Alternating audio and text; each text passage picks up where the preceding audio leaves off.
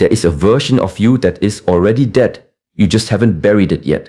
You keep waking up to the same morning, the same weight in your chest, the same face in the mirror that you've learned to look past rather than look at.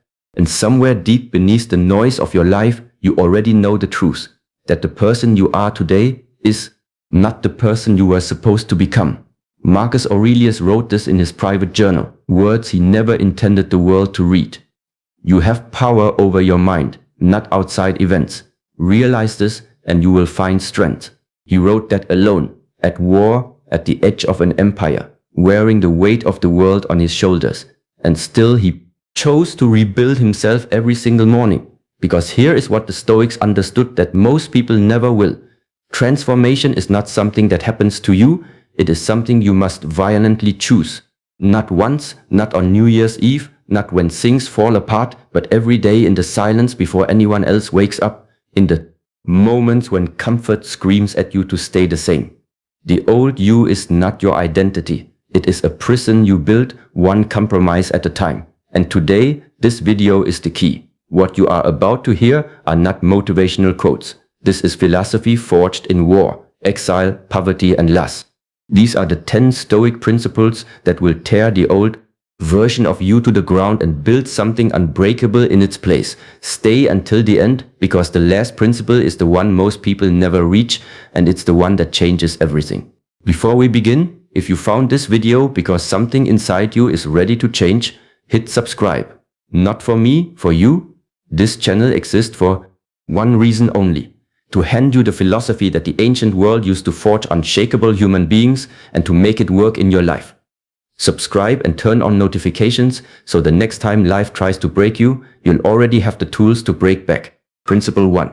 Solitude is where the lie ends. Let's begin at the beginning. Before you can destroy the old you have to see it clearly. And you cannot see clearly when you are surrounded by noise. Noise is not just sound. Noise is the notifications, the opinions, the social media scroll at 1 a.m., the conversations that feel like company but leave you emptier than before. The ancient Stoics were obsessed with one practice above all others. And it wasn't meditation, it wasn't journaling, it wasn't cold showers, it was solitude, true, brutal, uncomfortable solitude. Retire into yourself as much as possible. Associate with people who are likely to improve you. Welcome those who you are capable of improving. The process is mutual. Seneca didn't say, escape the world and never return. He said, go inside, go where the performance ends. Because here is the terrifying truth. Most of the life you are living right now was not chosen by you. It was inherited. It was absorbed. It was performed for an audience that wasn't even watching. You laugh at things you don't find funny. You chase goals you don't actually want. You carry identities built by fear, not by choice. Solitude strips all of that away. And what's left, the raw, unfiltered you, is both terrifying and sacred because it's real.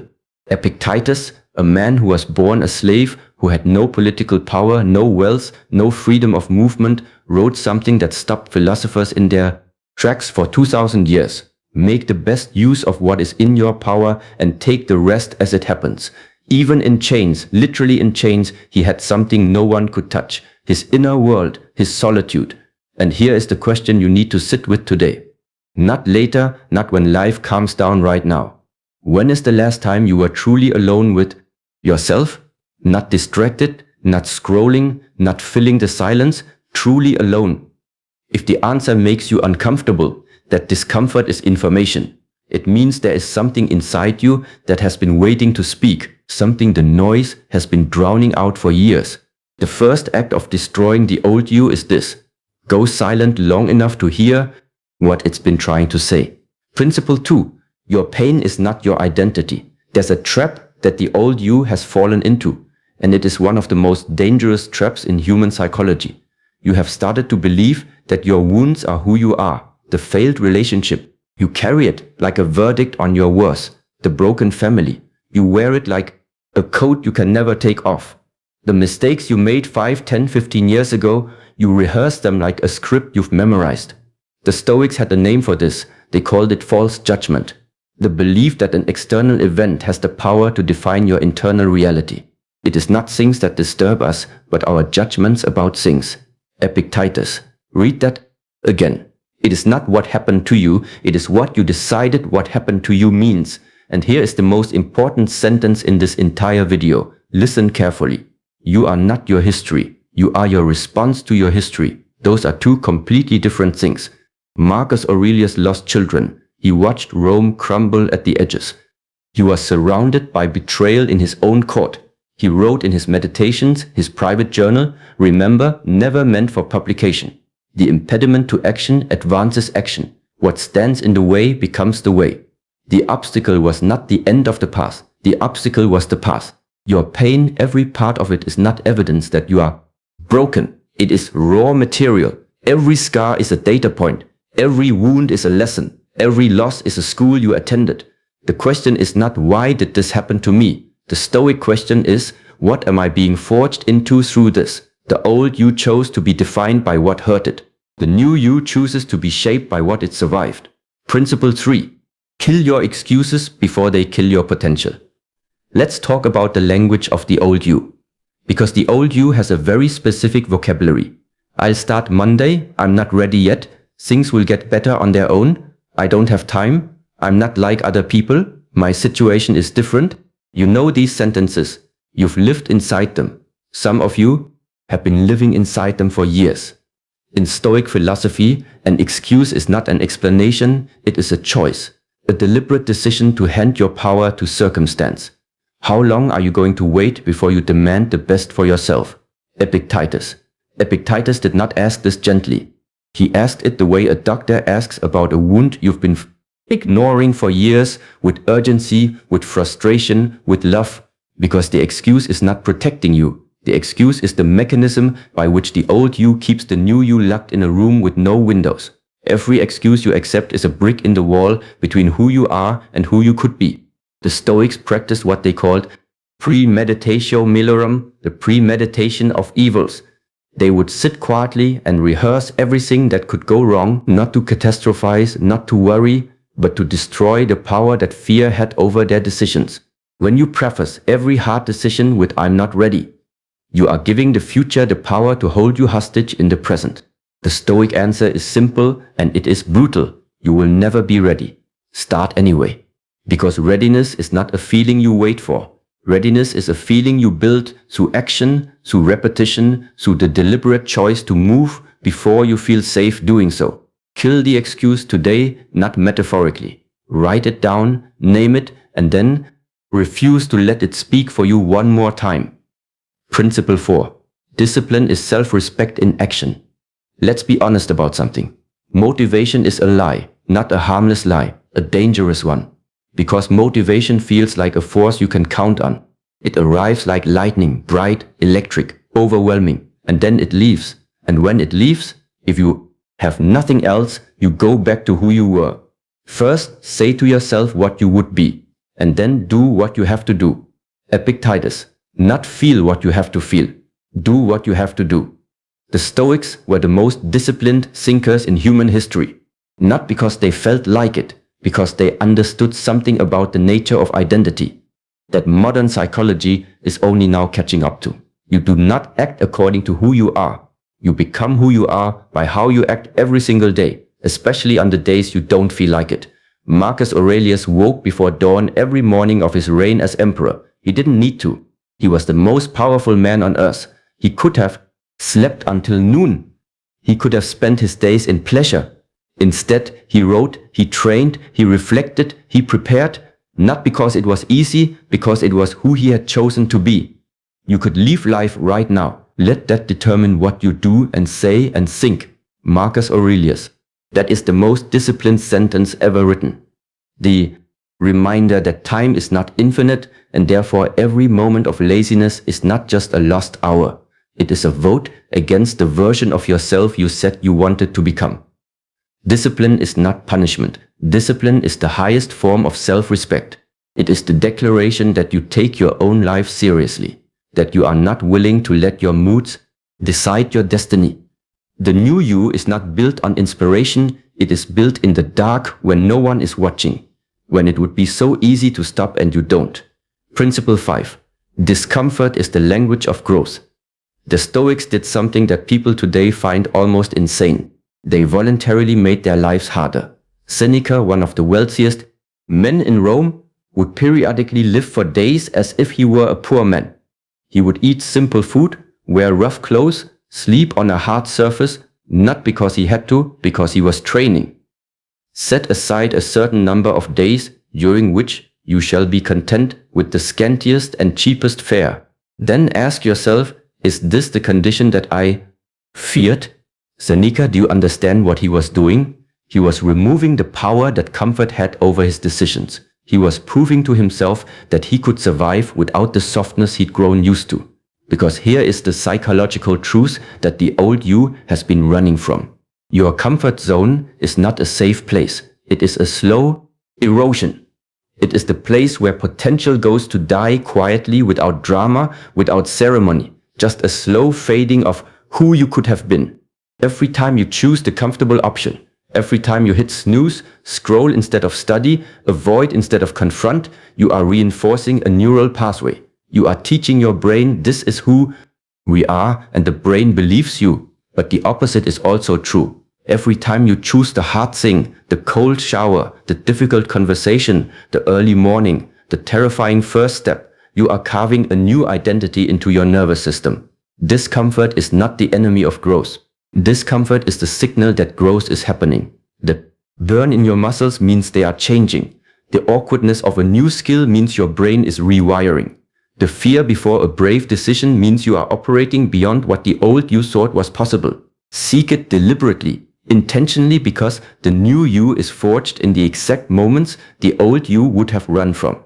Principle 6. Master your inner narrative or it will master you. There is a voice in your head, you know the one, it speaks in the second person, it says things like, you're not good enough, you'll probably fail again, who do you think you are? People like you don't change. And for most of your life, you have treated this voice as truth, as authority. As evidence, it is none of those things, it is the echo of every criticism you ever absorbed and decided to keep. People are disturbed not by the things which happen, but by the opinions about the things.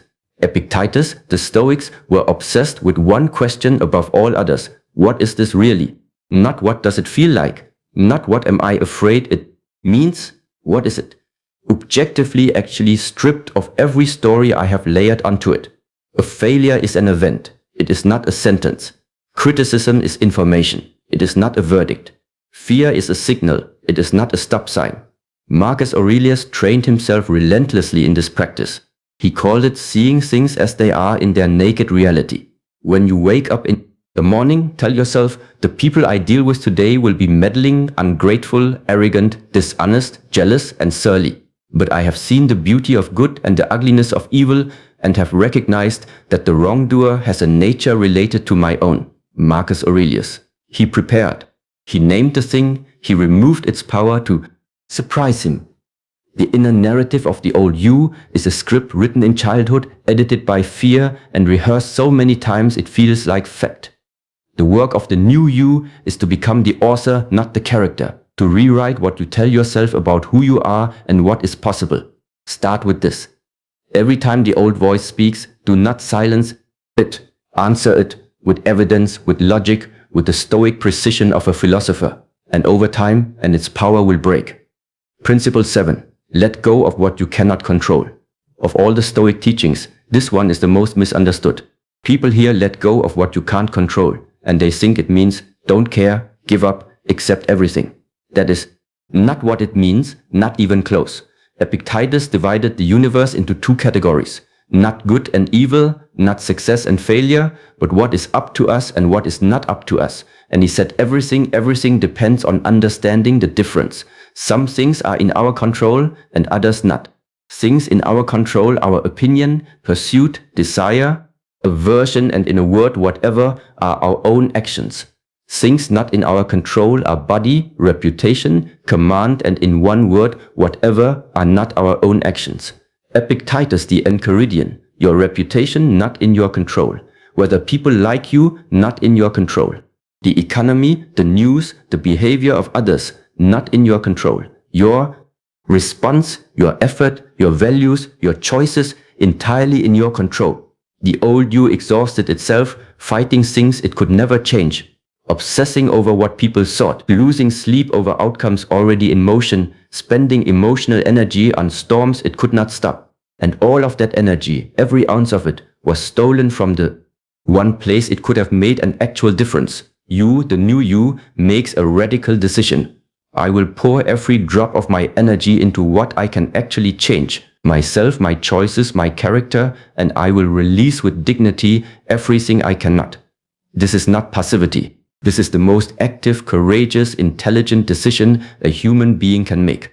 Because when you stop bleeding energy on the uncontrollable, something extraordinary happens. You become formidable. You become calm in chaos. You become the eye of the storm. Not because nothing is happening around you, but because nothing can move you from the inside. Principle 8. The people around you are shaping your destiny. You need to hear this even if it is uncomfortable, especially if it is uncomfortable. The people you spend the most time with are not just your social circle. They are the architects of your future. Their standards become your standards. Their excuses become your excuses. Their ceiling becomes your ceiling. Associate with people who are likely to improve you. Welcome those who you are capable of improving. The process is mutual, for men learn while they teach. Seneca chose his company the way a craftsman chooses his tools, deliberately with purpose, because he understood that proximity is one of the most powerful forces shaping human identity. And here is the part no one wants to say out loud. Some people in your life are not bad people. They are not your enemies. They do not wish you harm, but they are quietly, invisibly, without malice, keeping you small. Because the version of you they are comfortable with is the version that doesn't make them feel left behind. Your ambition makes them uncomfortable. Your discipline makes them feel judged. Your evolution makes them aware of their own stagnation. And so unconsciously they pull with jokes about you changing, with subtle discouragement dressed as concern with the gravity of shared history used as a reason to stay the same. You are allowed to love someone and still recognize that the relationship is keeping you from becoming who you need to be. Outgrowing people is not betrayal, it is not arrogance, it is the inevitable result of genuine transformation. You do not need their permission to evolve. You do not owe anyone an apology for refusing to stay small. Audit your circle, not with cruelty, with clarity, and begin building slowly, intentionally, the environment that the new you requires to survive. Principle 9. Memento mori. Let death teach you how to live. The Stoics carried a sword with them everywhere they went, a sword that most modern people consider morbid. The Stoics considered it essential. Memento mori. Remember, you will die. Not as a threat, not as darkness, as the most clarifying lens available to a human being. Let us prepare our minds as if we had come to the very end of life. Let us postpone nothing. Let us balance life's books each day. The one who puts the finishing touches on their life each day is never short of time. Seneca read that slowly. The one who puts the finishing touches on their life each day is never short of time. Most people live as if they have unlimited tomorrows, as if the change can wait, as if the apology can wait, as if the beginning can wait. And then without warning, the waiting is over, and the life they meant to live remains unlived. Marcus Aurelius, Emperor of Rome, philosopher, general, father, one wrote to himself, you could leave life right now, let that determine what you do and say and think. He was not being nihilistic, he was being precise. He was using the reality of death to burn away everything that was not essential. What would you do today if you knew your time was limited? Not feared might be limited. Actually confirmed, definitely limited. Because here's the truth, it is. It always has been. And the old you has been living as if it isn't. Memento mori doesn't make life darker. It makes every moment more vivid, every choice more urgent, every day more sacred. The new you does not wait. It does not postpone. It moves with the quiet urgency of someone who understands that time is the only truly non-renewable resource. Principle 10. Rebirth is not an event. It is a daily practice. Here it is. The principle most people never reach. The one that separates the people who transform genuinely, permanently, irreversibly from the people who try and fall back. Transformation is not a moment. It is not the day you decided to change. It is not the morning you woke up and felt different. It is not the video you watched or the book you read or the crisis that shook you. Those are sparks, necessary, powerful, real, but a spark is not a fire. Well-being is realized by small steps, but is truly no small thing. Zeno of Citium. Zeno, the founder of Stoicism itself, built an entire philosophy on this single insight. The small step repeated, the ordinary moment chosen correctly, the invisible decision made with integrity when no one is watching. Every morning you wake up, you are handed a choice. Not a dramatic choice, not a cinematic choice, a quiet one. Will you be the old you or the new you today? Not forever, today and then tomorrow and then the day after that. The Stoics understood that character is not something you discover. Character is something you construct, brick by brick, choice by choice. Day by day, Marcus Aurelius wrote the Meditations, 12 books of private philosophical discipline, not because he had achieved wisdom. He wrote them because he was fighting for it every single day. Confine yourself to the present, Marcus Aurelius, not the future you, not who you'll be when you fixed everything. Not after the weight loss, the promotion, the perfect circumstances, the present you, the imperfect, still becoming, already changing you. That is the only version of you that actually exists. And that version right now is enough to begin. You don't need to destroy the old you all at once. You just need to choose differently once and then again until the old you runs out of days. And the new you, the one you built in silence, in discipline, in discomfort, in solitude, is all that remains. The Stoics did not promise you an easy life. They promised you something far more valuable. A life lived on your terms, built with your hands, shaped by your choices, owned completely unapologetically by you. Seneca wrote near the end of his life, "It is not that I'm brave enough to face death. It is that I've lived, and living fully makes death far less terrifying." He wasn't afraid because he had not wasted himself. That is what is available to you. Not perfection, not an absence of pain, a life you actually lived, a self you actually chose, a person you can look at in the mirror, not past, but that the old you is not your enemy. It was your survival mechanism. It got you here. But here is not where